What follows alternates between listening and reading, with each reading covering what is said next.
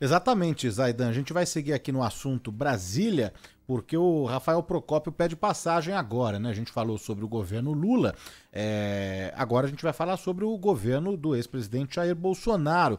E o Rafael Procópio está acompanhando isso de perto, né? Porque o ex-presidente Jair Bolsonaro e o Mauro Cid foram indiciados pela Polícia Federal, né? O inquérito de fraude no cartão de vacinas, e o ex-presidente ordenou, né, o Mauro Cid que fraudasse o cartão de vacina. A gente vai saber os detalhes todos agora na reportagem aí do Rafael Procópio, não é isso, Procópio? Muito boa tarde para você, hein?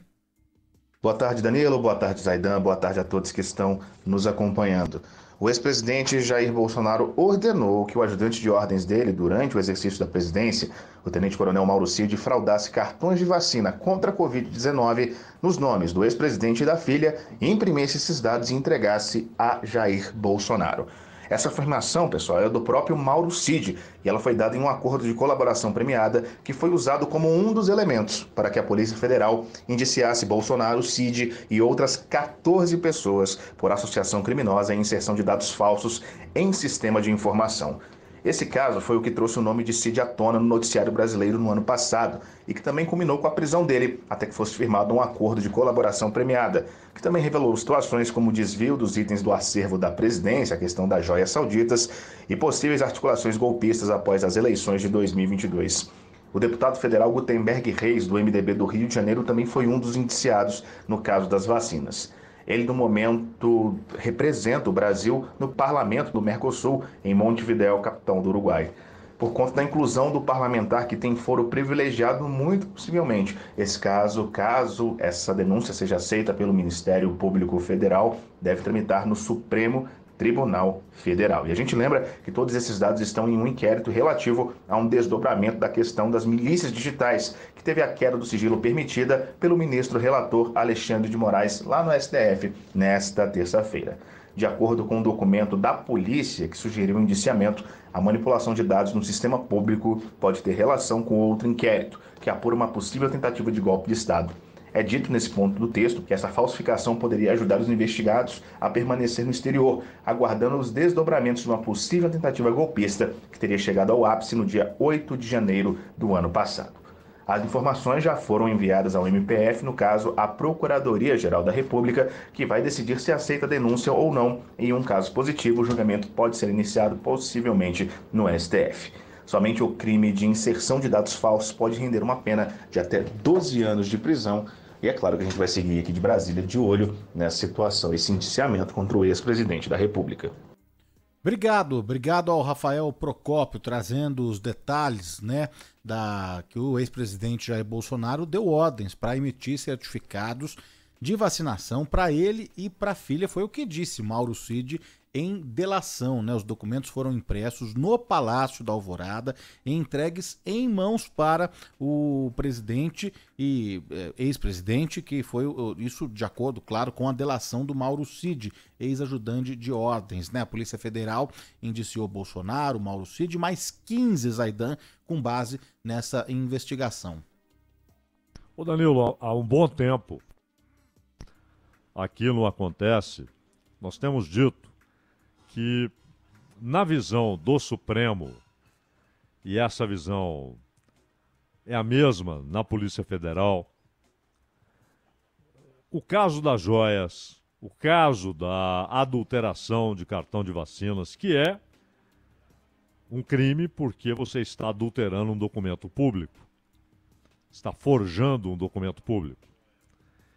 E todos os casos que envolvem a denúncia de tentativa de golpe de Estado, desde as reuniões com os generais, os ataques à urna eletrônica, a utilização daquele hacker de Araraquara,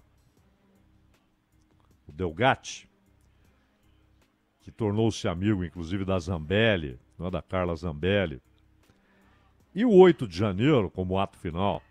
Na visão do Supremo e da Polícia Federal, todas essas situações estão interlaçadas, ligadas, interligadas, formam um conjunto relacionado com um único objetivo, que seria o golpe de Estado. Essa é a visão no Supremo e, por isso, esse inquérito está no Supremo. O Bolsonaro não tem mais foro no Supremo, por prerrogativa de função. O Mauro Cid nunca teve. E outros militares envolvidos ou denunciados também não. A não ser aqueles que eram ministros, mas quando deixaram de ser, perderam a condição de ter o foro privilegiado ou o foro especial por prerrogativa de função. Por que então está no Supremo?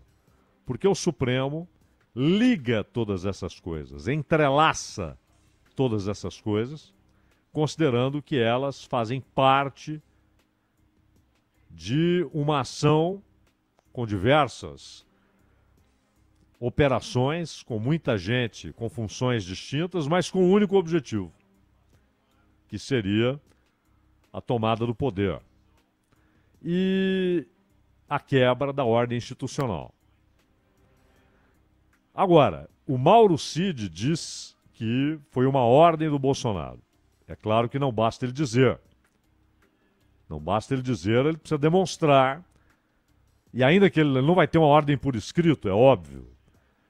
Mas ele pode ter, pelos fatos e pela maneira como esses documentos foram obtidos, porque quando era só a família do Mauro Cid tentando um visto para os Estados Unidos e precisando de um cartão de vacina, e aí forjam o cartão de vacina porque a esposa dele não tinha o cartão de vacina. Inicialmente, isso se dá numa cidadezinha de Goiás. Quando há, de repente, uma demanda por outros cartões de vacina, por outros cartões atestando vacinação contra a Covid, a operação é transferida para o Rio de Janeiro, Duque de Caxias. Porque seria muito fácil, se todos aqueles documentos são emitidos numa cidadezinha pequena no interior de Goiás, e esses documentos sendo inseridos eletronicamente no Ministério da Saúde, seria muito fácil alguém perceber que havia alguma coisa esquisita. Ainda mais se está lá o nome do presidente da República. No Rio de Janeiro, numa cidade maior, como Duque de Caxias, aquilo poderia ficar diluído. Não haver imediatamente a percepção de que todos aqueles cartões se originavam de uma única operação. É isso que o Mauro Cid tem de demonstrar, porque não basta ele dizer o Bolsonaro mandou, ele tem de demonstrar.